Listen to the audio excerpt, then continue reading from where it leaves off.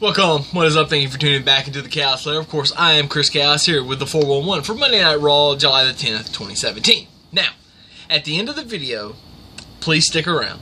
I have my thoughts on this whole Kurt Angle thing. And I've thought about this all night, well, since Monday Night Raw started. But I have what I think is about to happen. And some people, it may blow your mind, and some people may think you're just really reaching. My idea is really good. Yeah, I'm just saying. Big Cass starts off Raw, and I'm not really buying what he's trying to sell us as heel Big Cass. I don't really buy it, and it's because of the delivery of what he's what he's saying. It's not really what he's saying, because I can buy that. It's just how he's delivering it. You know, I mean, you can have the greatest writers and the greatest director telling you what you need to say and how you need to say it, but if you don't say it right, I mean, it's just not going to come off right. And this is just the thing here. Anyway, he says he's the biggest, the tallest, whatever. Nobody can look him eye to eye. Enter Big Show. Which, by the way, I called on Twitter if you missed it. But that was kind of an easy call, so I don't want to make a big deal out of that. Elias Samson versus Finn Balor. Really good match. Finn over, of course. The Hardys versus Anderson and Gallows. The Hardys gave a good promo before the match. They keep teasing the whole delete thing. To me, because we don't know. You know, WWE doesn't know. They don't know if they can use that because it's still in the legal battle between, I guess, what's now GFW Impact and the Hardys. It's all still wrapped up, so we don't have a conclusion to whether or not they're ever going to be able to be the Broken Hardys on WWE TV. So, with that being said, the thing that I don't like, you know, some people it bothers. What used to be really funny is Mick Foley would come out and say, like, for instance, tonight, Houston, Texas. Cheap. What a cheap pop. Well, why you got to get so... Because it's funny and it's easy. And sometimes funny and easy is good. I would rather have had that than because the Hardys, it's not like they do it once, they do it multiple times. You know, if you were just doing it once a show, or even once a segment, it would be fine. But to do it over and over and over again, to reference that, when, you know, a lot of fans know about it, the majority of fans probably know about it by now, but, you know, what are you going to do? You can't do it in WWE because it's still wrapped up in the legal system. So why continue as much as you are to reference it? I got no problem with you referencing it. I have a problem with you doing it as many times as you're doing it. Just ease back on that, guys. Anderson Gallows beat the Hardys, and then the Revival. Fuck the Revival. Come out, because everybody wanted me to say it, I know. Comes out and attacks the Hardys.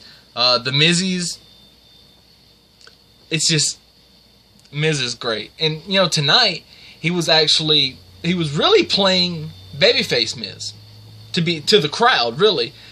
And then he was kind of going back and forth, or went one way and then went the other. And he's back into heel mode with the whole awards thing. I mean, of course, you knew when it started how it was going to end, with them all getting with him awarding everybody that was in the ring, it's just funny. It's just good TV. The way, because Miz knows how to deliver stuff. You know, you could give Miz bullet points and give him 2 bullet points, and he'd go out there and ad-lib the rest, and it'd just be brilliant. Part of that has to do with the movies that he's acted in, and TV shows and things, and, you know, part of that just goes into, well, I know he's in Vince's ear all the time, or Vince is in his ear all the time, or, you know, who else backstage? Probably Seth, maybe even Triple H. I don't know. You know, I don't know. I don't know what's going on backstage. Ambrose comes out, attacks. Rollins comes out and attacks because Miz referenced Rollins, so he had to get his little payback, I guess. Alexa Bliss and Nia Jax versus Sasha Banks and Bayley was a good tag match. I didn't necessarily love there only being one women's segment, but, you know, it's cool. I'm at a point where I would like to see 2 women's segments every week, and even I go back with, you don't have to have the champion there all the time. Way more than what you have with Brock Lesnar, though, let's be honest. But, you know, and they had a really good match, I thought, and, you know, this Bayley gets the pin, which is funny. You would think that it would work out the way Sasha would get the pin, so we could continue that storyline. Now it just seems like they've thrown something, you know, it may have just been mismanagement, it may have been bad booking, or a bad booking decision. You know, we'll see where it goes. And they could do, like I said last night, they could have a multi-women's match for the title at SummerSlam. So, I mean, we're still, what, 5 weeks, 5 weeks away from SummerSlam. So, let's give it time. Let's see what's going to happen. Goldust and R-Truth, I love Goldust coming out on the rope. Goldust promo was good, and I'm glad Goldust got the win. I just don't know. I felt like Truth probably should have won this match, just to be honest with you. Now I kind of feel like, okay, where do you go? Why should we care about this storyline going forward? Because you know it's not over. It can't be over after them having just really one match, because the other one wasn't a match. You know, Goldust beat him down before the match, so that, you know, you can't classify that. So they had one match, and Goldust gets it.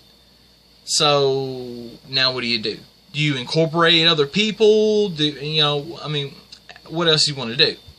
I'm fine with that if you want to do it. We just got to make it make sense. Angle, Lesnar, Reigns, and Joe.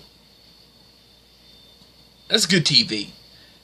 Good intensity. I want the title, and Joe is doing such a phenomenal. He stole that segment from me.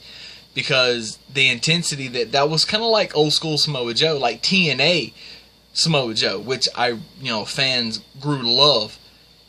And, you know, Ring of Honor Samoa Joe as well, a little bit in there. But him really being able to show it, you know, on TNA to the masses, it's really, I want Joe to be champion. I really want Joe to be champion. And if he's going to be continually pursuing the title, I want him to be babyface. And they've kind of done babyface-ish things with him, so I'm not really a huge fan of. But anyway, Joe and Reigns, next week, #1 contendership, should be the main event for Raw next week. We'll just, again, see how that goes. And Lesnar's just kind of sitting back holding that big red belt, just like, this is great. Let them kill each other. I'll just scrap whoever's left, you know. Noam Dar and Neville versus Akira Tozawa and Cedric Alexander. Tozawa and Alexander win. Look, I want to remind everybody that I said before WrestleMania, while Cedric was out, that Neville was going to have a really good run. And if Austin Aries didn't win the title, and he didn't, I said Cedric Alexander will be the guy that will get it done. Cedric's going to beat him for that title, and I can't wait to see it. And I'm hoping it happens at SummerSlam. And I'm hoping that it's some kind of multi-man match. And you know what? Let's make it a ladder match. Why not? Maybe it's too soon after Money in the Bank and all these ladder matches we've had, but let's do something interesting. Maybe a gauntlet match. Maybe, you know, something. Let's bring back the championship scramble match. I was a huge fan of that. Just like I'm a huge fan of the Punjabi prison that they're doing on SmackDown. But then again, those two matches weren't exactly that over with everybody. So give me a little while to come up with something else. But I can come up with a great idea for the Cruiserweights to get people excited for a Cruiserweight title match at SummerSlam. Just give me time. And then Bray Wyatt defeats Seth Rollins again after he did last night. And then Miz and his crew comes out, and that's the rebuttal from Seth attacking them earlier in the show. They come out, 1 up, actually 2 up because it's 3-on-1. Dean comes out with a chair and hits Miz 7 times with a chair. This is your Intercontinental Champion, which is basically the flagship championship of Raw, because the big red belt's not there every week, or the champion isn't anyway.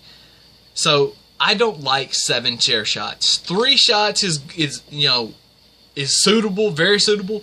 Maybe 4.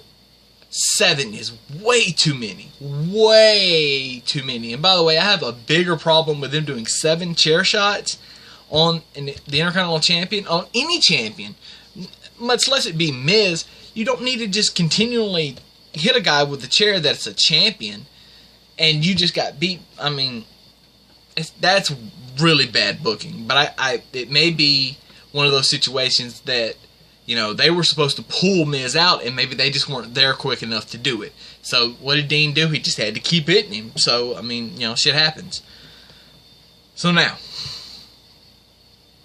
just making sure, okay, my big reveal that I teased it on Twitter about 20 minutes ago. Kurt Angle had an affair with Dixie Carter. Think about that. Just think about that. Kurt Angle had an affair with Dixie Carter. Just think how good TV that would be going forward. And Stephanie is the one that's trying to expose it, because she doesn't like Kurt Angle as GM. Just think about it. Think about that for just a little while. And that's all I got. Deuces. Chaos out.